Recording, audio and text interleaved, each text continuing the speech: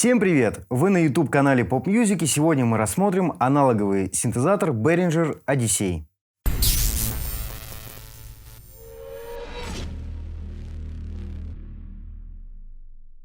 Что нам известно о синтезаторе Odyssey? Компания ARP в 70-х годах выпустила этот инструмент, и их было три варианта: Mark I, Mark II, Mark III. Очень легендарный, хорошо звучащий инструмент, который вполне может конкурировать с известным синтезатором Moog Minimoog. По-моему, все возможные артисты использовали его в то время, включая Элтона Джона, Аббу и так далее.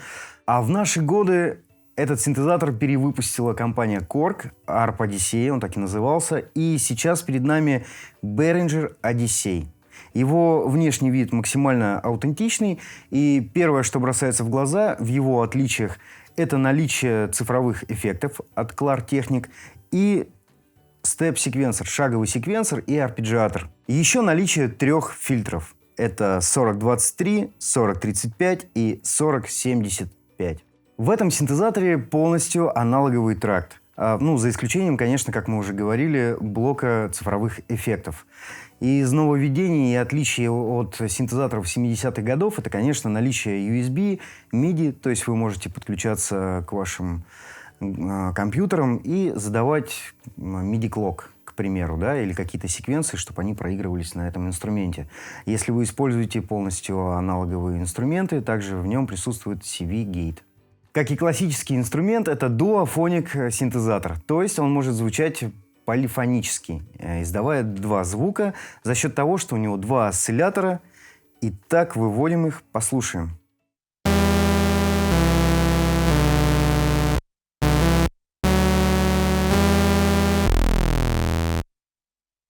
Два осциллятора, которые настраиваются отдельно. Этот блок находится здесь. Отдельно есть грубая настройка и тонкая настройка, которая позволяет вам настроить либо интервал, либо какой-то сделать небольшой детюн. Помимо двух основных осцилляторов, также есть генератор шума, который может использоваться как ринг-модуляция. То есть кольцевая модуляция. Итак, значит, осцилляторы, что первый, что и второй, имеют две формы волны. Это пила. Также вы можете поменять октаву у каждого из них. Основной настройкой изменения октавы, либо настраивая частоту.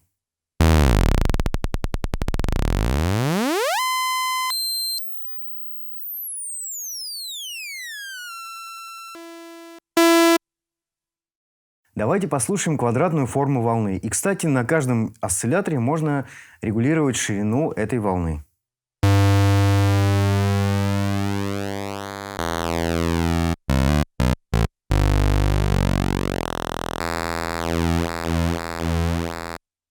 Можно использовать два осциллятора с разными волнами. Допустим, у нас второй осциллятор пила, а первый будет квадратный. Берем интервал.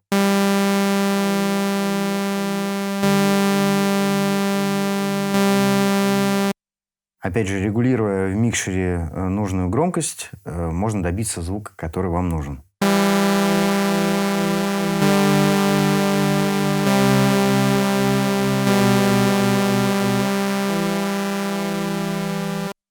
Регулятор частоты позволяет вам настроить высоту тона. Что это дает? Два осциллятора можно настроить с легким детюном, либо настроить один из них на октаву выше или ниже.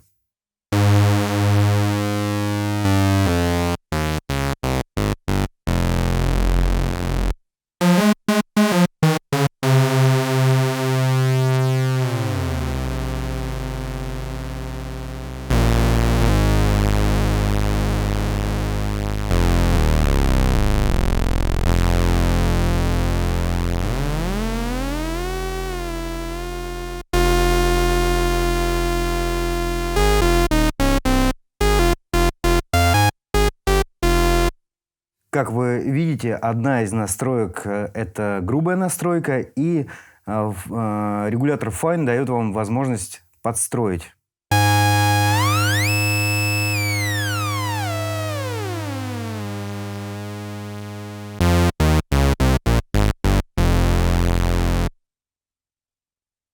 Давайте настроим его в одну октаву.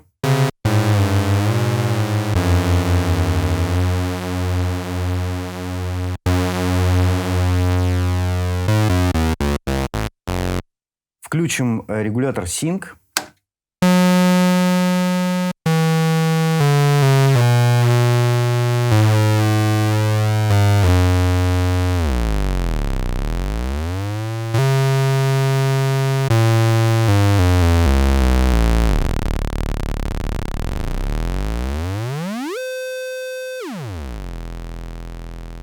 Вообще, мне очень нравится архитектура этого инструмента, она довольно-таки понятная. Вот, например, продолжая, опять же, историю высоты тона, возьмем pitch, что и является высотой тона, и отправим его на LFO. Для этого сначала будем использовать синусоидную форму волны.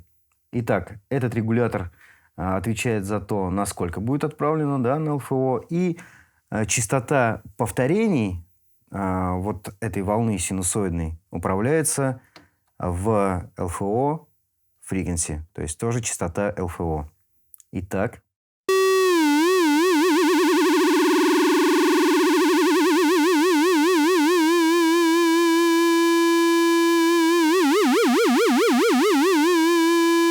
Также есть возможность использовать квадратную форму волны при использовании LFO с питчем.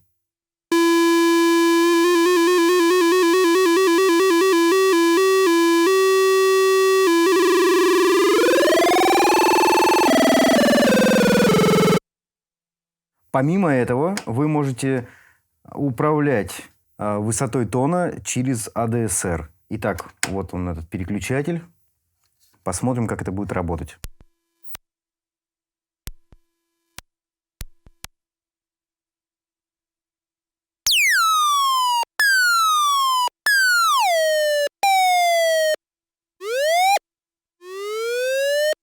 Как мы видим, огибающее начинает влиять на срабатывание высоты тона.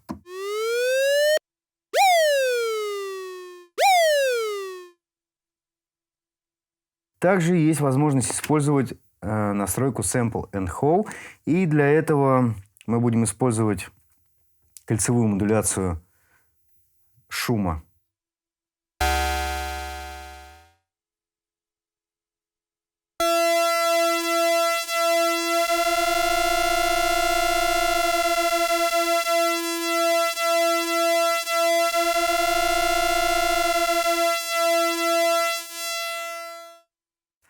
Модуляция также может направляться на LFO и на огибающую.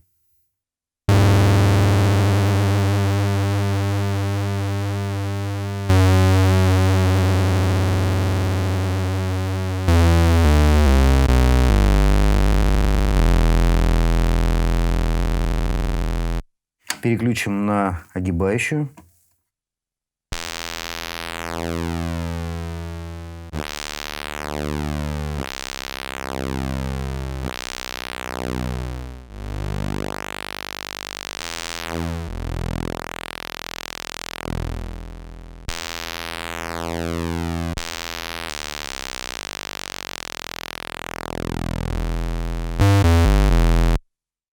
Перейдем к огибающей. И здесь я хочу сказать, сначала мы ее выключим. Вот он, этот регулятор, который отправляет наши осцилляторы на огибающую. Если ее минуем, то вот она, громкость нашего осциллятора, gain.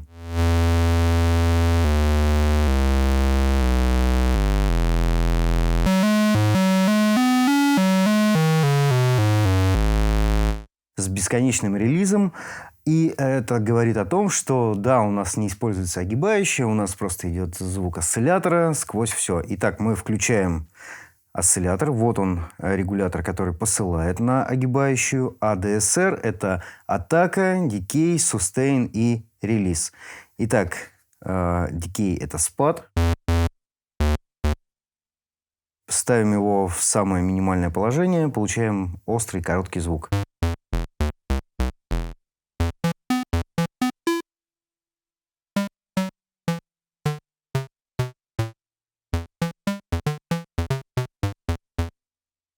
В крайнем положении звук раскрывается максимально.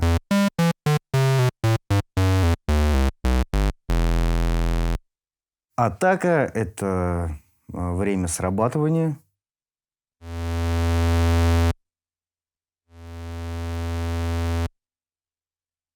Ну и, в общем-то, сустейн – это продолжительность звука.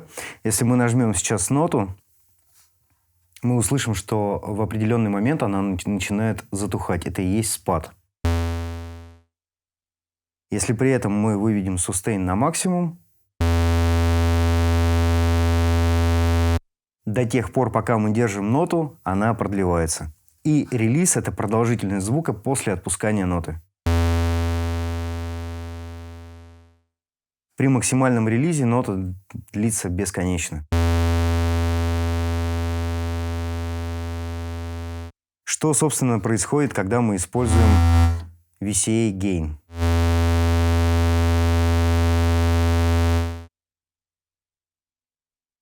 Ну и помимо этого в разделе ADSR есть несколько настроек. Вот сейчас у нас стоит положение ADSR Keyboard Gate, то есть в тот момент, когда мы отпускаем клавиши, прерывается звук. Также можно поставить LFO Repeat, то есть повторение петли LFO.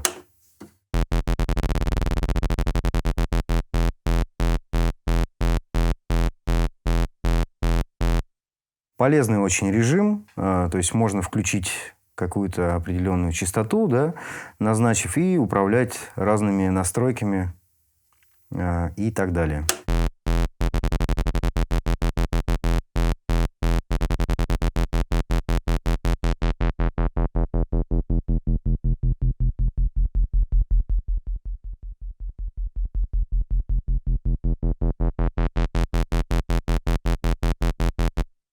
Как мы уже говорили, в этом инструменте 3 фильтра. Это 4023, 4035 и 4075. И чтобы их послушать, мы включим LFO Repeat и подергаем фейдеры.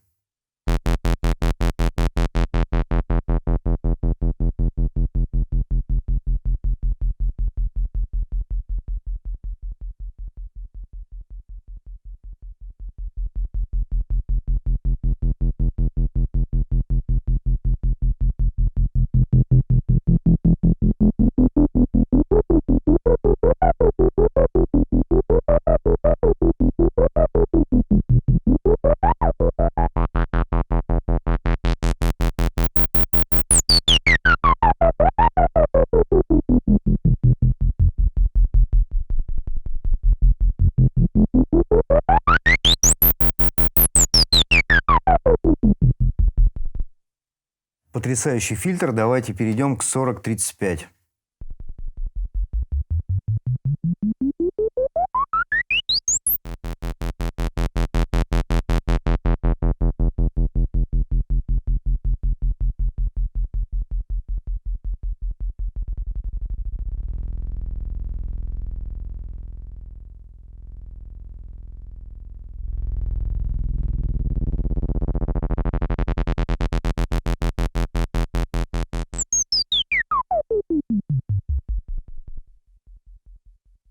Итак, 4075.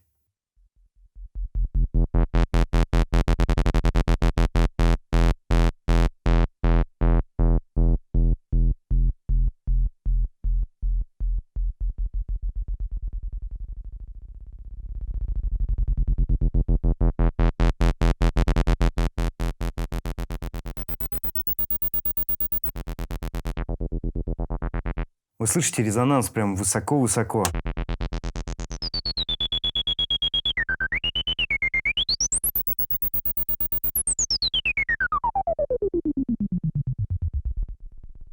В этом инструменте также есть high-pass фильтр.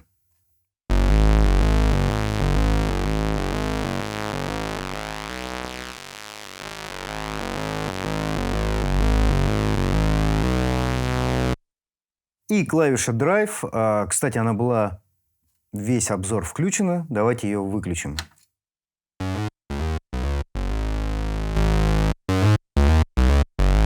По-моему, с ней намного лучше. Помимо этого, фильтр можно назначить на ADSR. Итак, поставим его в крайнее положение, в такое. Ну, чтобы было наглядно слышно. Здесь переключатель посыла на ADSR.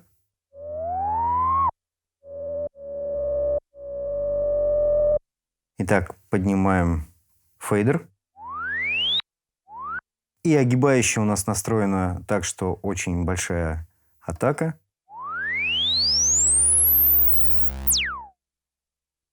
И маленький дикей, то есть, значит, быстрый спад, и как раз мы это слышим.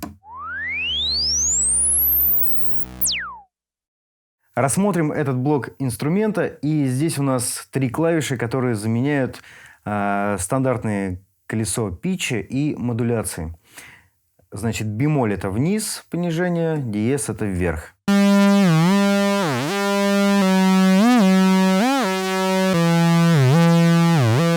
А клавиша посередине отвечает за модуляцию. Опять же, частота модуляции – это LFO частота.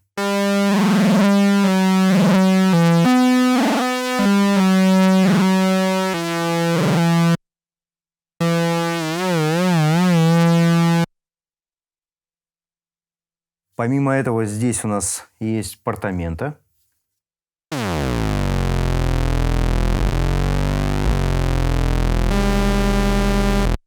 Возьмем один осциллятор.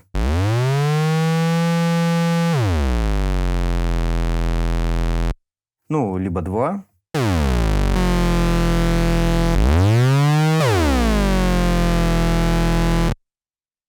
Так же, как мы уже говорили, здесь повышение-понижение октав.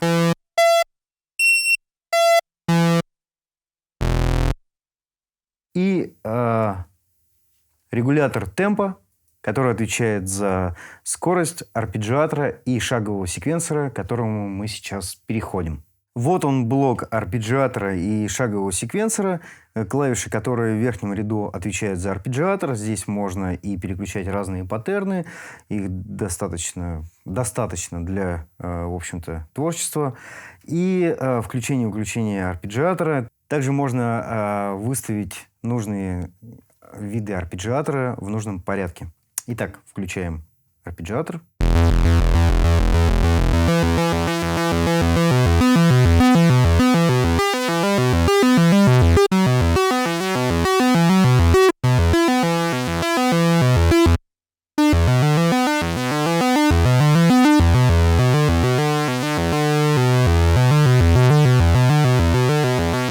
С арпеджиатором все понятно. Перейдем к шаговому секвенсору. Записывается он легко. Мы нажимаем клавишу REC и просто выбираем нужные нам ноты.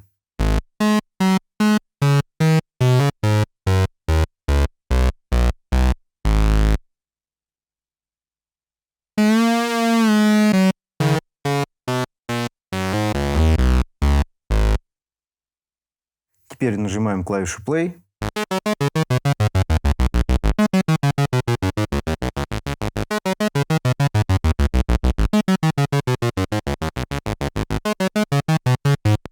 Вот единственное, что неудобно, это выставлять нужный вам темп.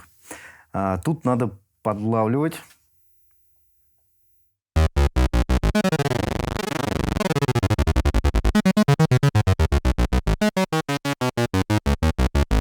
Но, собственно, для этого в этом инструменте MIDI и USB, чтобы вы с ваших DAW использовали MIDI-клок, либо CV-гейт-выходы. Наконец-то мы добрались до цифровой части нашего синтезатора. Это эффекты. И для начала давайте уберем контраст. Вот так, 2 клавишами, если что, он будет регулироваться. Кстати, да, вот при живой работе в клубах, допустим, да, когда плохое освещение, вы уже заметили, что вот эти вот все фейдерочки красиво так светятся и управляются яркостью. Чик. То есть, когда вас они вдруг начнут раздражать, что маловероятно, вы можете выключить совсем освещение, ну, либо когда темно, включить их. Итак, клавиши управления. параметрами. Значит, первая клавиша отвечает за 2 параметра, и вот еще отдельная клавиша 3 – это еще один третий параметр каждого из эффектов. А в дилее эта кнопочка еще и отвечает за тап темпа, то есть вы можете настучать нужный вам темп. Эта клавиша выбирает тип эффекта. Здесь, кстати, большое количество разных обработок. Вот тут у нас есть church, церковь, концертная площадка, 2 варианта, театральный рум, театральный, точнее, холл, несколько видов румов, chamber, вот цифровой ривер такой, несколько плейтов, спринг, гейты, также реверсный, дилей, эхо, несколько вариантов хорус, фленджер, фейзер. Также есть тремоло панорамная, детюн, питч. Также комбинированные дилей с хорусом, дилей с рейвером, хорус с ривером, ЛФО, талбокс и клипер. Возьмем для примера театральный ривер. Этот же регулятор, который мы выбираем, при нажатии подтверждает выбранный нами эффект. Вот мы его сейчас не подтвердили, и снова перещелкнулось на первый из риверов. Итак, выбрали театр, подтверждаем, нажимаем первый параметр, и тут decay, то есть продолжительность, опять же таки, хвост нашего ривера. Ну так, выставим его на 3 секунды. Это максимальное значение для этого ривера. Так, нажимаем еще раз здесь глубина. Тоже выставим на максимум. И что у нас еще есть здесь? Более dark, я так понимаю, более темное и более яркий ривер. Включаем его, и этот регулятор отвечает за посыл на эффект.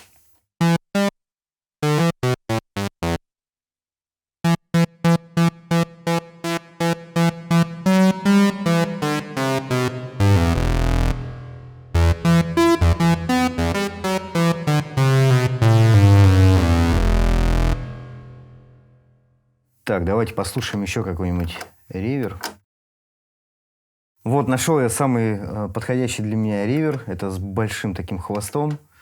10 секунд. Итак, давайте его включим.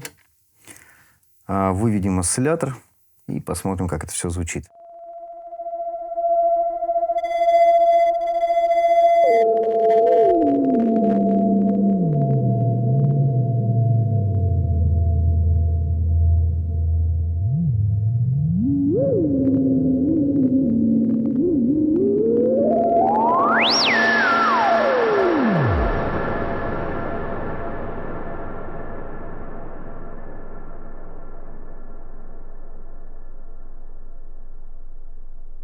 Итак, дилей. Как мы и говорили, клавиша третьего параметра в дилее отвечает за тап темпа.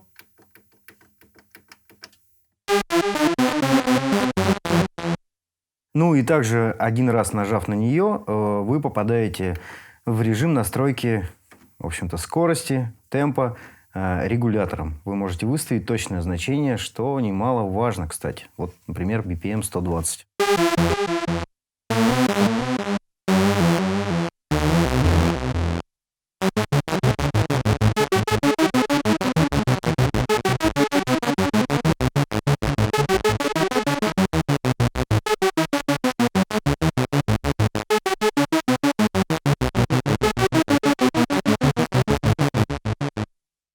Ну и, например, фленджер. Также мы заходим в глубину. Плюс 20, минус 20. Послушаем.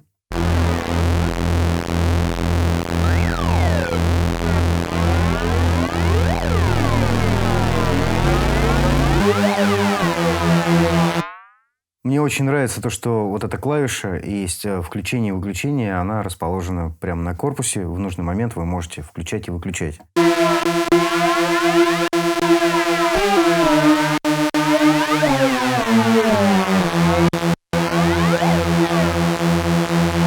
Ну или управляя этим мягко, используя посыл на эффект. Мне очень понравился этот инструмент. Очень круто, что у него есть блок эффектов, шаговый секвенсор. Он в таком прочном металлическом корпусе, что внушает доверие. Яркие фейдерочки не дадут вам промахнуться в темноте на концертной площадке. Ну и самое главное, это его настоящий аналоговый клевый звук. И зная, сколько он стоит, хочу сказать, что это действительно классный экземпляр, и вам обязательно стоит зайти в магазин и пощупать его самим живьем, немного поиграв на нем. Если вам понравился этот ролик, ставьте лайки, подписывайтесь на наш канал и не забывайте про колокольчик. Всем пока!